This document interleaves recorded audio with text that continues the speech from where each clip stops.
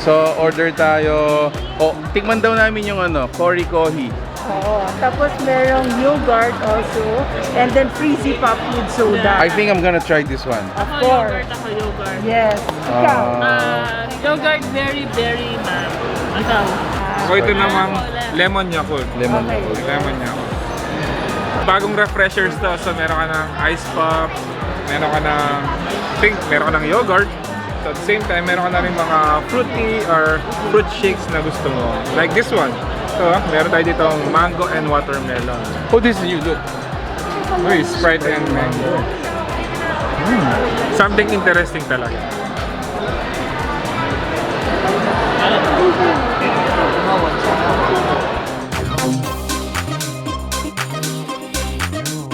So this is Project Pop Shake Picolay.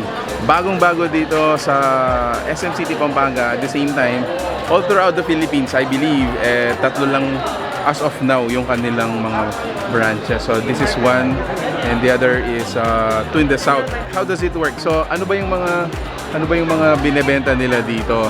Ayan. So meron tayong mga ice pops which are these one, ito.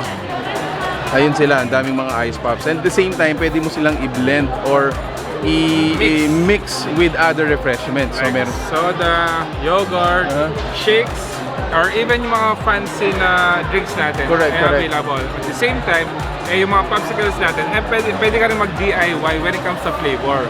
Meron silang tatlong process, yung dip, drizzle, and sprinkle. So pwede kang mamili kung anong gusto mo.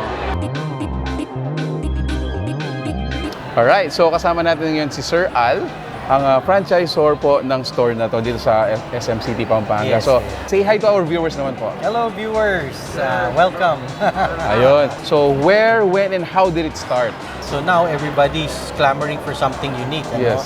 Well, how it happened? Yes. Well, we have our healthy ice pops and we have our shakes, no? So pinag-combine na lang namin. So we made it into a pop and a shake. Yes. So naging pop shake. Well, we've got here our refreshers. These are all natural shakes lang. Then we've got our yogurt base, which is very popular here in Pampanga, no? And then we've got our lactose-free shakes also. We have our Cory Kohi, it's coffee, and our dips, drizzles na popsicles. So you can choose your popsicle, any flavor, and then just put your nuts and your chocolates.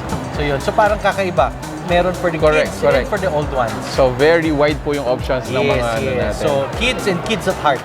Yan yung lang namin masasabi, quality, healthy, and all natural. Like our yogurt does not come from powders.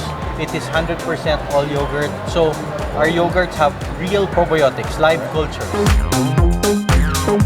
So, once again, thanks so much for being with us and congratulations dito sa the Project Pop Shake dito sa SM City, Pampanga. And ito yung unang-una sa Pampanga and tingnan mo naman sila. Alright. Napaka-healthy, delicious, and indulging. Alright. For the flavors naman ng mga DIY na popsicles natin, ay meron tayo dito yung mga butter pecan, yung kanilang s'mores, and yung kanilang the healthy one.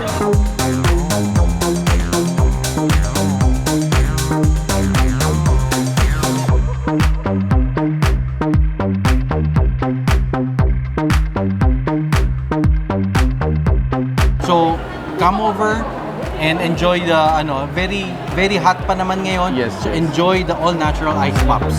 Alright.